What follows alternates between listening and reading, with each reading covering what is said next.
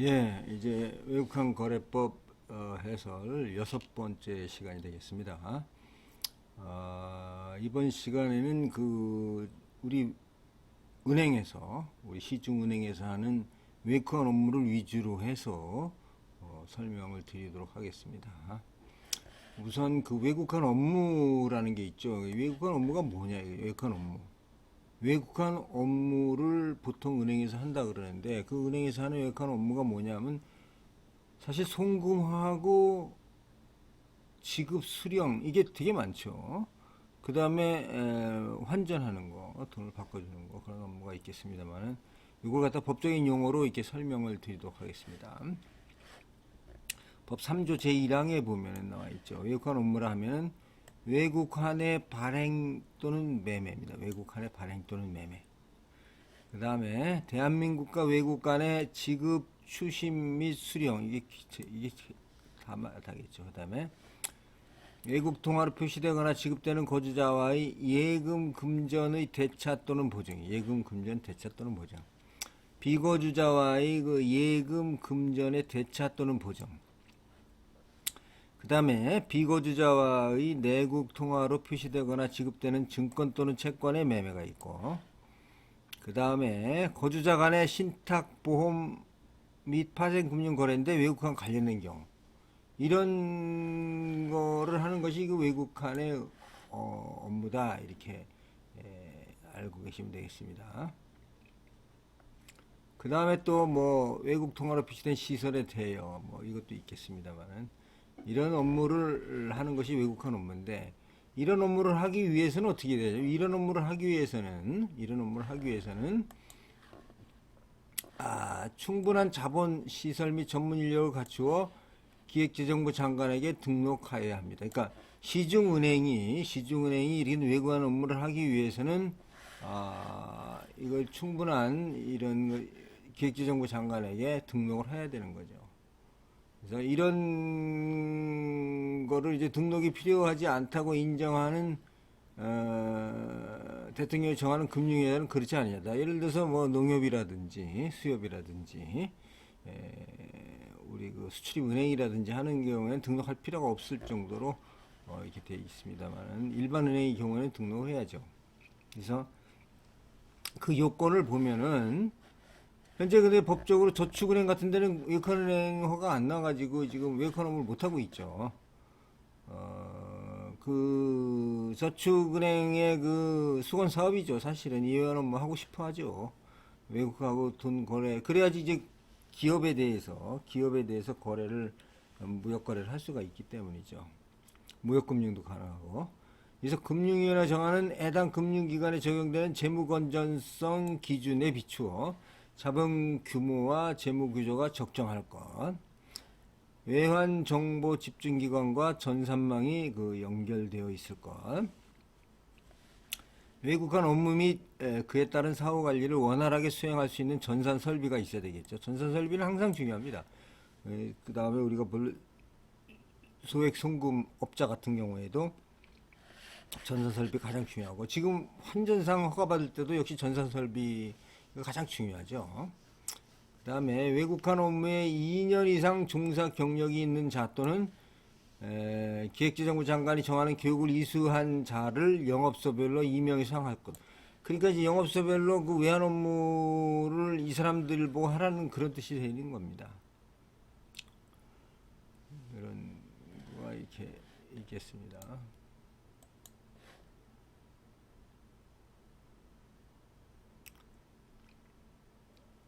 그러면 이렇게 허가를 받으면 이제 외국환 업무 취급 기관인데, 외국환 업무 취급 기관은 외국환 업무에 등록을 한 금융기관과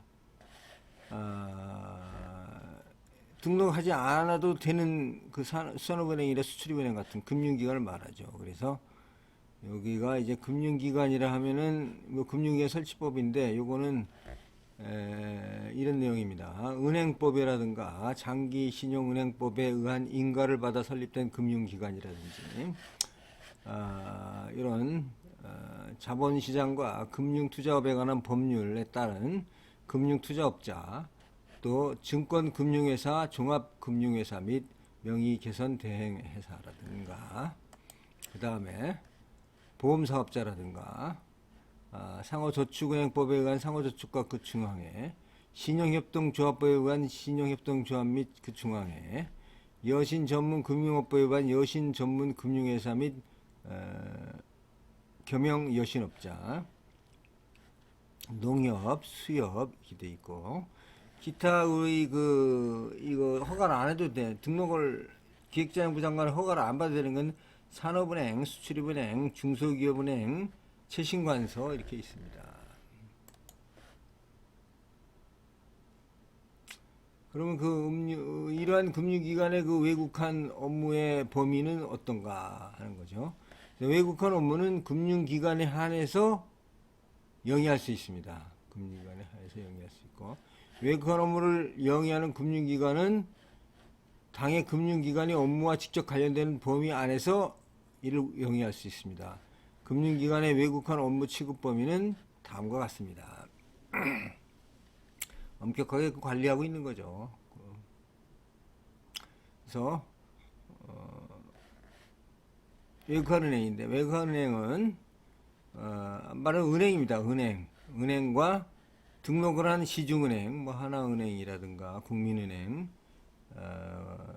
뭐 신한은행 등 이런 은행과 또 여기 농협이라든가 수협, 산업은행, 중소기업 이런 등록 안 해도 되는 그런 은행들이 하는 일은 뭐냐면, 제일 중요한 게 외국한 발행과 매매가 되겠습니다.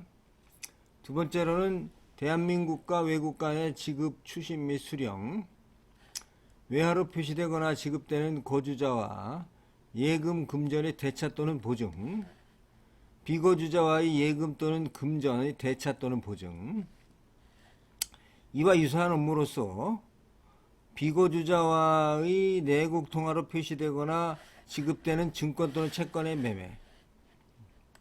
그 다음에 거주자 간의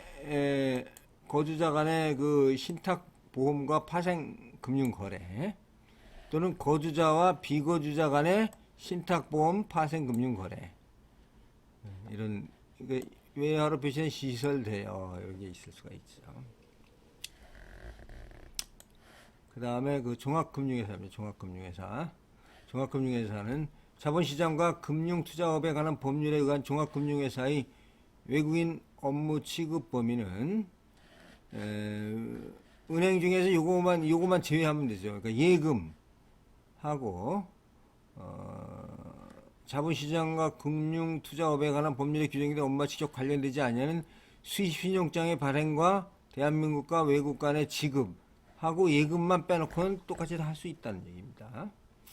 최신관서는 할 수 있는 거는 그냥 외국 통화표시 우편한 매입이라든가 외국 통화표시 우편안의 발행 및 대외 지급수단의 매매로서 기재부 장관이 인정하는 업무입니다. 보험회사 업무와 관련된 외국한 업무를 할 수가 있죠. 상호저축은행은 업무와 직접 관련된 외국한 업무고, 거주자와 비거주자 간의 금전 대차 중개, 기타 금융기관입니다. 기타 금융기관.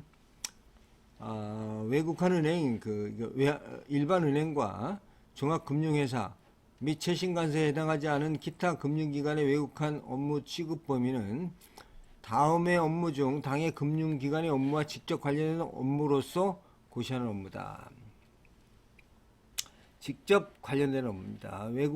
외환 채권의 매매, 외환 증권의 발행 및 매매, 비거주자와 내국 통화로 표시되거나 지급되는 증권, 채권의 매매, 거주자와의 외국 통화로 표시되거나 지급받을 수 있는 예금, 금전의 대차 또는 보증, 비거주자와의 예금, 금전의 대차 또는 보증, 대외 지급수단의 매매. 이게 뭐 많습니다만 한번 그냥 읽어보는 것도 의의가 있습니다. 이건 은행에서 하는 일이기 때문에 일반 국민과 관련이 없는 사항입니다. 파생상품 거래, 거주자와의 그 외국 통화로 표시된 보험 거래 또는 비거주자와의 보험 거래, 외국 통화로 표시된 시설 대여, 투자 판단을 이른바여 투자자별로 구분 운영하는 업무, 신탁 업무,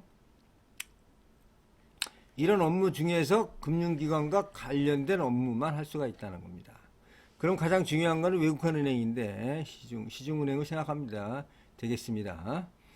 외국한 은행은 기획재정부 장관으로부터 외국한 관리 업무를 위임받은 외국한의 최종 관리 기구로서 이 외국한 업무를 수행하는데 외국한 은행은 다음입니다. 은행법에 따른 금융기관, 농협, 수협, 한국산업은행, 한국수출입은행, 그 다음에 중소기업은행 이렇게 있습니다. 외국한 은행의 외국한 업무입니다. 외국한 업무라는 것은 이걸 말하죠. 앞에서 한번 읽었습니다만 한번 다시 읽겠습니다. 외국한의 발행 및 매매, 대한민국과 외국 간의 지급, 추심 및 수령. 지급하는 거는 우리가 이제 돈을 갖다 무역 같은 거라든가 자본 거래에서 돈을 송금하는 거고, 외국에서 돈을 받는 겁니다. 추심은 돈을 갖다가 이렇게 앞으로 연차적으로 받겠다 하는 내용이고, 수령은 직접적인 수령을 얘기합니다. 외화로 표시되거나 지급되는 거주자와의 예금, 금전, 대차 또는 보증이고, 그 다음에 비거주자와의 예금, 금전의 대차 또는 보증. 기타 이하 유사한 업무로서 대통령이 정하는 다음의 업무인데, 비거주자와의 내국 통화로 표시되거나 지급되는 증권 또는 채권의 매매, 거주자 간의 신탁보험 및 파생상품 거래, 거주자 비거주자 간의 신탁보험 및 파생상품 간의 거래, 외화통화로 표시된 시설대요. 그럼 요거에 대해서 좀 구체적으로 한번 설명을 해보도록 하겠습니다. 외국한의 매입이죠. 매매에서 가능한 매입인데, 매입에 있어서는 외국한을 매입한다는 것은 이제 외국에서 돈을 갖다가 받는 거죠. 받는데 받을 때 중요한 건 뭐냐면 이 신고 등의 대상 여부인지 확인해야 된다는 거죠.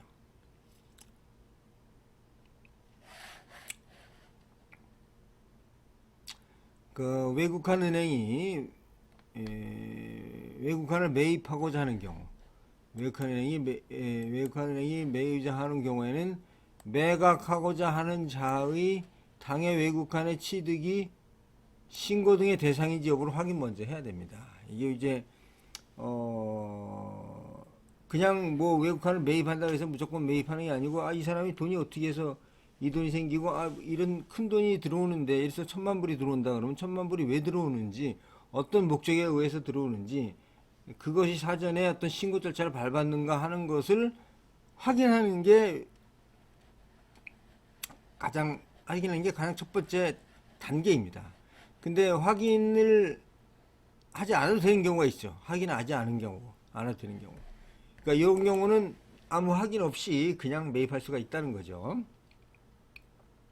첫 번째, 확인 안 해도 되는 경우는 볼까요?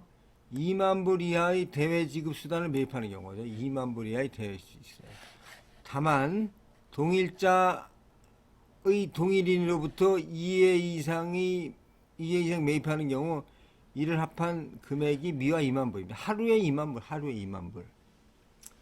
그 다음에 정부, 지방자치단체, 외국간 업무 취급기관 및 환전 영업자로부터 대외 지급 수단을 매입하는 경우, 이거는 뭐 근거가 있기 때문에 신고를 안 봐도 된다 하는 얘기죠. 그 다음에 거주자로부터 당해 거주자의 거주자 계정 및 거주자 외화 신탁 계정에 예치된 외국한을 매입하는 경우, 근거가 있다는 얘기죠.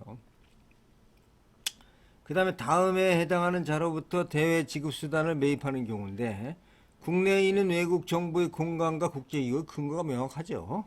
그 다음에 주한미군 군속 초청 계약자 그 동거 가족들과 주한미군 비세출 자금기관 군사우편국 및 군용 운행시설에 대해서는 신고가 없이 매입할 수 있다는 얘기고, 외국인으로서 국내에 있는 외국 정부의 공간, 국제기구에서 근무할 목적으로 국내에 파견되어 취재해 있는 외교관, 영사, 그 수행인, 뭐 이런 경우. 이렇게 매입을 했으면 매입한 내용을 통보해야 합니다. 이의 신고 대상 여부 확인 제외 대상에 하나에 해당하는 경우라든가 외국에 있는 금융기관으로부터 매입하는 경우 및 외화 표시, 내국 신용장 어음을 매입하는 경우를 제외하고는 외국한 은행은 외국한을 매입한 경우에는 매월별로 10일 이내에 매입에 관한 사항을 국세청장과 관세청장에게 보고해야 하며 매각한 자의 인적사항, 외국한 취득경위 등을 기재한 신청서를 보관해야 한다. 은행에도 상당한 지금 역할을 맡기고 있는 거죠. 이거는 사실은 은행이라는 것은 자기의 이윤을 목표로 하는 그런 영리기관인데 영리 사업체 아닙니까? 거기다가 지금 이렇게 국세청 관세청 통보사항하고 신청서까지 보관 의무를 지어놨기 때문에 외국한 업무에 대해서 은행에서 상당히 담당자들이 꺼려하는 그런 상황이 되겠습니다. 요거는 지금 매입 사항을 통보해야 되고 그 다음에 한국은행 총재에다 신고하는 경우가 있습니다. 이 경우를 제외하고 그러니까 다음의 경우 아까 했던 신고를 안 받아도 되는 경우죠. 신고를 안 받아도 되는 경우를 제외하고는 외국한 은행이 외국인 거주자 또는 비거주자로부터 취득 경위를 입증하는 서류를 제출하지 않는 대외 지급 수단을 매입하는 경우, 이 경우에는 당해 매각을 하고자 하는 자가, 그러니까 은행이 아니고 은행에다가 매각을 하는 자가 사전에 대외 지급 수단 매매 신고서를 사전에 한국은행 총재에 신고한 후에 매각을 해야 됩니다. 그래서 이 외국한 은행에서는 이런 경우에는 한국은행에 신고했습니까? 신고 확인서를 가져오십시오. 이렇게 얘기를 하는 겁니다. 요거는 제외하는 거는 마찬가지로 2만 불이라든가 뭐 외국 공간이라든가 주한 미군 그런 경우를 얘기하게 되겠죠. 그 다음에 외국한 매입 증명 서류의 교부입니다. 외국한 은행은 외국인 거주자 또는 비거주자로부터 외국한을 매입하는 경우에는 1회에 하나여 외국한 매입 증명서, 영수증, 계산서 등 외국한 매입을 증명할 수 있는 서류를 발행 교부하여야 합니다. 이렇게 외국한의 매입과 관련된 은행의 업무입니다. 외국한 매매. 그 다음에 외국한 매각이 있습니다.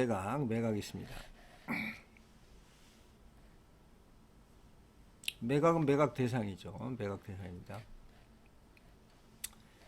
외국한 은행은 규정에 따라서 다음 하나에 해당하는 경우에 한해서 내국 지급 수단을 대가로 외국한을 매각할 수가 있습니다.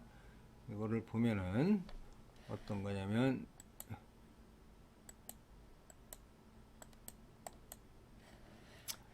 외국한을 매입하고자 하는 자가 당해 외국한을 인정된 거래 또는 지급에 사용하기 위한 경우, 요거는 뭐냐면 우리 인정된 거래라는 거는 이제 무역이라든가 혹은 어떤 사전에 승인을 받은 건데 일반적인 무역 거래의 경우에는 인정된 거래라고 합니다. 근거가 있기 때문에. 외국인 거주자에게 매각하는 경우에는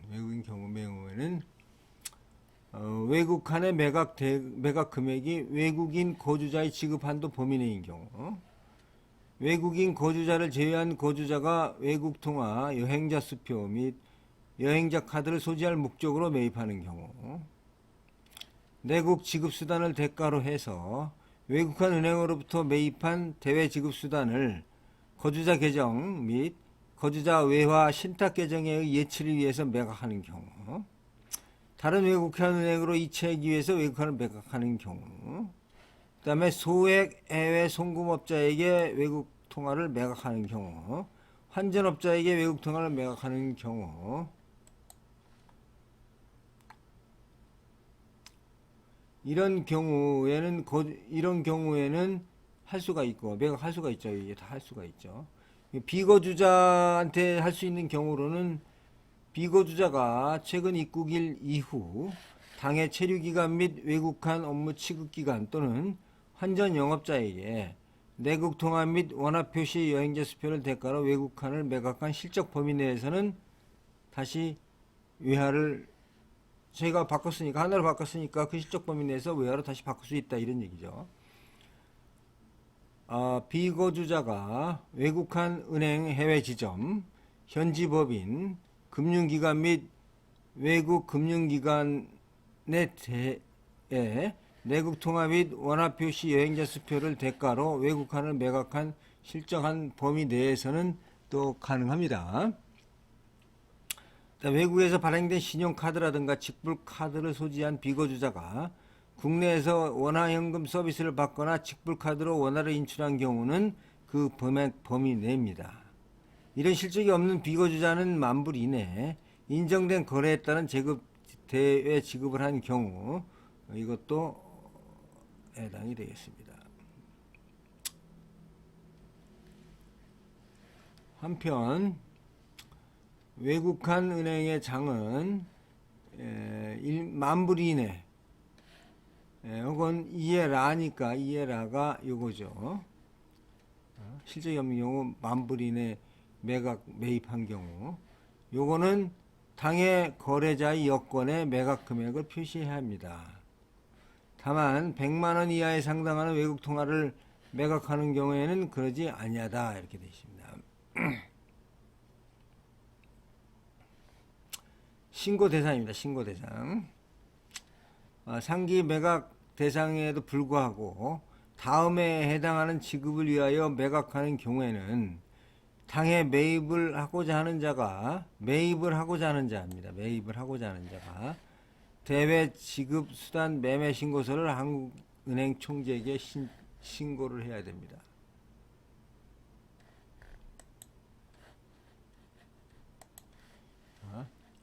매입을 하고자 하는 자가 한국은행 총재에게 신고를 해야 되는 거죠. 은행은 관계없습니다. 은행에서는 한국은행 총재 신고증을 보여주세요 하면 되는 거죠. 그 가치 서류를. 그래서 국내 원화 예금 신탁 계정 관련 원리금의 지급. 이게 이런 내가 좀 천천히 읽는 이유는 뭐냐면 이 용어들이 너무나도 일반인들이 안 쓰는 용어가 돼 있기 때문입니다. 사실 일본말을 그대로 번역을 한 건데 이런 경우가 돼 있죠. 그래서 이런 거를 천천히 읽고 있습니다. 다만 재외동포의 국내 재산 반출의 경우에는 재외동포 국내 재산 반출 절차 규정을 적용한다. 신고를 하라는 얘기죠. 그 다음에 외국인 거주자의 국내 부동산 매각 대금에 지급을 하는 경우도 이 해당자가 한국은행 총재에게 신고를 해야 됩니다. 다만 외국으로부터 휴대 수입 또는 송금된 자금으로 취득한 국내 부동산을 취득한 후 취득금액 범위 내에서 매각 대금을 지급하고자 하는 경우로서 관할 세무서장이 발행한 부동산 매각 자금 확인서를 제출하는 경우에는 신고 안 해도 된다는 얘기죠. 그 다음에 교포 등에 대한 여신과 관련해서 담보 제공 또는 보증에 따른 대지급의 경우를 제외하고 비거주자와의 거래에 관련하여 비거주자가 담보 보증 제공 후 국내 재산 처분 대금을 지급하는 경우에도 한국은행 총재에게 사전 신고해야 합니다.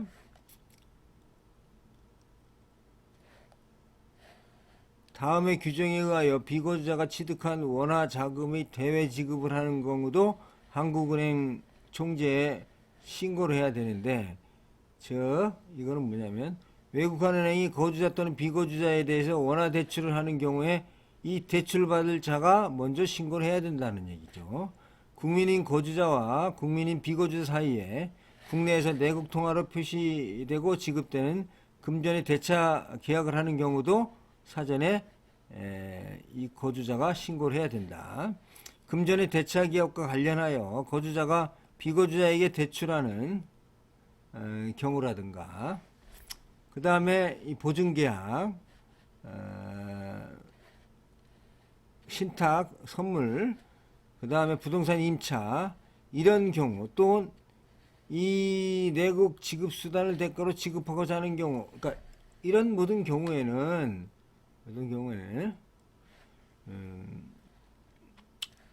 당해 매입을 하고자 하는 자가 한국은행 총재에게 신고를 해야 되는 거죠. 그 은행 입장에서는 신고를 했는지 확인을 해야 된다, 그런 뜻이 되겠습니다. 자, 준용 규정입니다.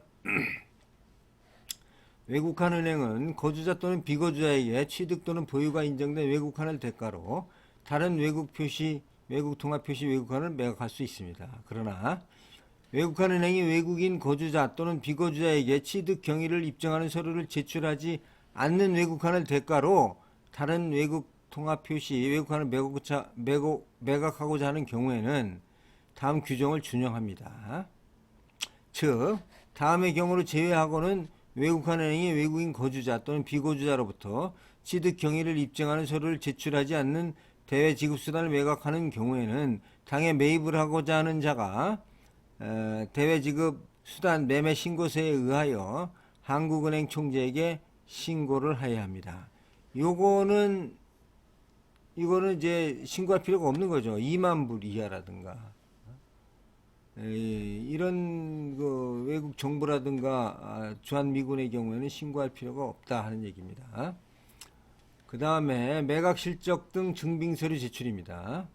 이 외국 환은행, 그 일반 시중은행은 국내 거주기간이 5년 미만인 외국인 거주자 또는 비거주자에게 외국환을 매각하는 경우에는 매각 실적 등을 증빙할 서류를 제출받아서 당해 외국환의 매각 일자, 금액, 기타 필요한 사항을 기재하여야 합니다.